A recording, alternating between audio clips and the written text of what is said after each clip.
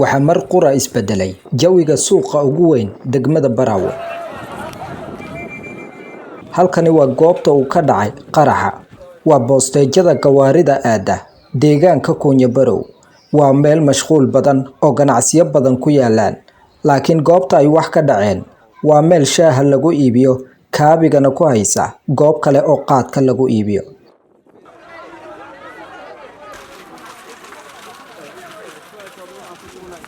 Gudoomiye ku-xigeenka amniga iyo siyaasadda ee degmada Baraawe, Ismaaciil Cabdullaahi Jaadane, ayaa ka warbixinaya sida ay wax u dhaceen.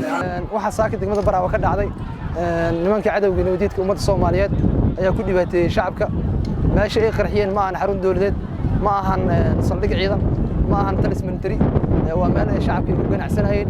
waxa arkaysaana dhaawacyada waxay ahaayeen dad masaakiin oo shacab oo ganacsanayay. ma ahan wax ay Baraawe kaliya ka wadaan, oo wax ummadda Soomaaliyeed meel walba ay joogaan dhibaato ay ku hayaan, shacabka meel walba ay joogaan ay ku dhibaateeyaan. degmada Baraawe way ku cusub tahay qarax sidaan oo kaleeta hor lagu ma kaseenin. wixii dhaawaca iyo wixii intii dhaawactayna waxa waaye waa la tacaalina, Allah ha bogsiyo insha Allah. dhimashana waxa waaye lama sheegin, gadaal laga soo sheegi doonaa wixii dhimasho. waxaan fariin u diraa cadawga ummadda Soomaaliyeed, mar walba dhibaateynta ummadda ku haysaan waa wax adinka ku dhamaanaysaan, ma ahan shacabka Soomaaliyeed iyo dawladda Soomaaliyeedba wax ka hor istaagaya dawladnimada inaad dadka difaacno.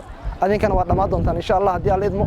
Ilaa iyo hadda tirada la hayo waa 9 qof oo 4 ka mid ah dumar yihiin oo ku dhaawacmay qaraxa iyo dhimashada askari ka tirsan ciidanka xoogga dalka.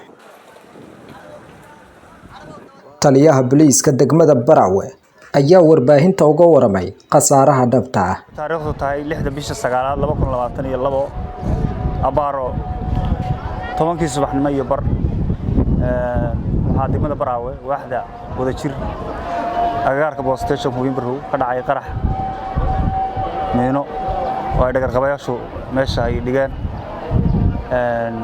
sidoo taliye sheegay waxaa ku dhintay 1 qof, 9 waa dhaawac.